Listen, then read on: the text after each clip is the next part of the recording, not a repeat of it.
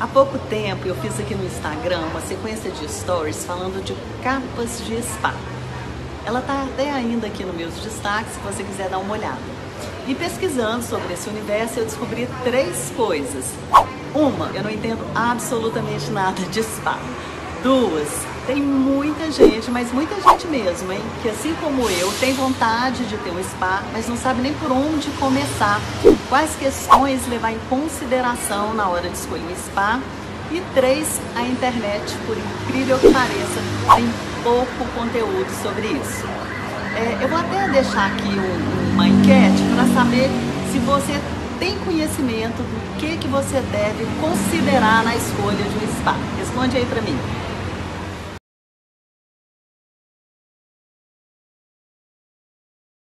Bom, se você não sabe nada de spa, de agora em diante, depois desses stories, você vai ficar sabendo de tudo sobre ele. Tudo é exagero, mas pelo menos as perguntas mais básicas, as questões mais relevantes que você precisa levantar na hora de dar esse passo tão decisivo que é o investimento no seu bem-estar.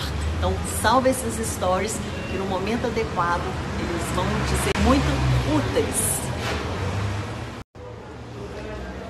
A compra de um spa é igual a compra de um carro. Em carro você tem uma Mercedes, uma Ferrari, uma BMW, você tem aí carros populares, você tem carroças. Então você tem que pensar qual carro você quer, né?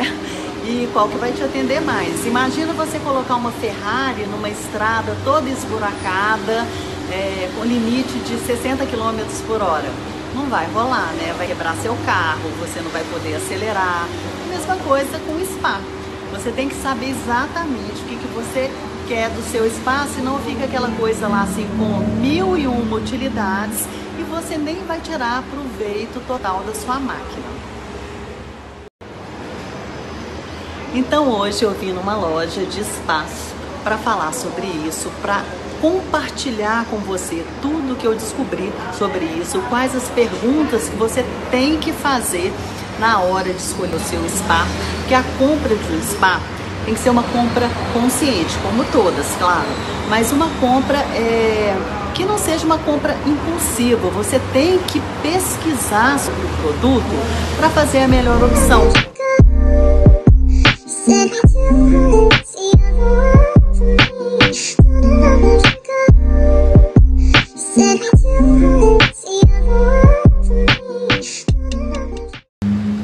A primeira pergunta que eu acho que você tem que se fazer é o seguinte: para quê? Qual a finalidade do meu spa? Vai ser um uso familiar? Vai ser um uso coletivo, com amigos? Eu quero um spa para relaxamento? Eu quero um spa para um uso mais privado, mais íntimo? Então você tem que definir isso. A segunda pesquisa que eu começaria a fazer é sobre marcas, a procedência, principalmente do acrílico, tá? Se é um acrílico de boa procedência. Outra coisa que também se assemelha aos carros é em relação à reposição de peças. Imagina você comprar um spa, fazer um investimento e dali a 10 anos, 5 anos, 10 anos, você não achar peças para esse spa. Vai ser complicado, né? E uma coisa importantíssima é a pressão dos jatos. Muita gente se encanta com a quantidade de jatos do spa. Então chega numa loja e o vendedor fala assim: esse spa tem 68 jatos. Ok, mas o que ele está querendo te dizer é que na verdade o spa tem 60 mini jatos e apenas 8 jatos tem uma pressão bacana, direcionada. Então fica atenta não só à quantidade de jatos, mas à pressão desses jatos.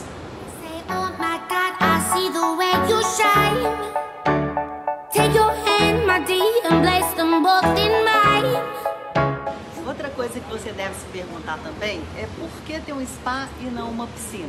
Essa é uma dúvida bastante frequente. Eu mesma tive essa dúvida, tenho essa dúvida. Já morei em casas com piscinas, então eu sempre tive a ideia de ter uma piscina. Mas depois que eu construí a casa que eu vivo hoje com meu marido, eu passei a considerar a hipótese de um spa. E aí comecei a achar vantagens do spa sobre a piscina. Uma delas é a rapidez da instalação, né? O spa você instala assim, vapt-vupt. A outra é o nível de investimento.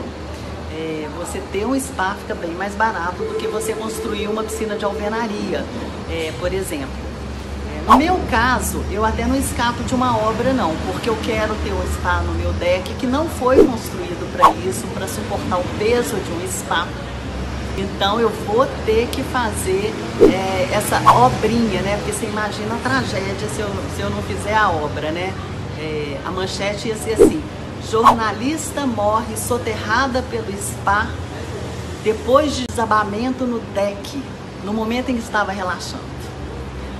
Humor negro, mas é comigo mesmo, então não tem problema, né? Perco o amigo, mas não perco a piada, principalmente se é comigo. Então não escapo de uma obra, mas mesmo com essa obrinha, o spa sai mais em conta, segundo os meus cálculos, do que a minha piscina de alvenaria. Outra coisa também que eu achei bem bacana assim a favor do spa é que você aproveita mais nos meses de frio. Em relação a acabamento, sim, spa também tem acabamento, que pode ser o gel coat ou o acrílico. Qual que é a diferença dos dois? O acrílico é mais resistente, dura mais, e geralmente a garantia é maior, uns 10 anos.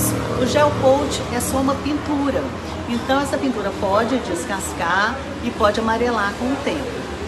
Eu sei que tem tratamento para isso, mas eu não sei como é que funciona. Assim, o acrílico é um pouquinho mais caro, mas dura mais, né?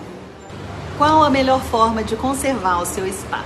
A primeira coisa é seguindo as orientações do manual do fabricante. Eu sei que a gente tem uma preguiça enorme, eu também tenho, de ler aquele manual gigante. Mas alguma coisa a gente tem que dar uma olhada para fazer certinho. A segunda coisa é ter uma boa capa de proteção que vai proteger ali seu painel de controle, os acessórios. O painel de controle é a coisa mais cara do spa, então ele tem que ficar vedado, muito protegido. E a terceira coisa é você sempre que precisar procurar uma assistência técnica de qualidade. Garantia. Geralmente a garantia de um spa é uma garantia de 1 ano, mas varia de fabricante para fabricante. Para terminar, eu vou deixar escrito aqui para você salvar e não perder as questões que você tem que levantar em relação a conforto, segurança e confiabilidade.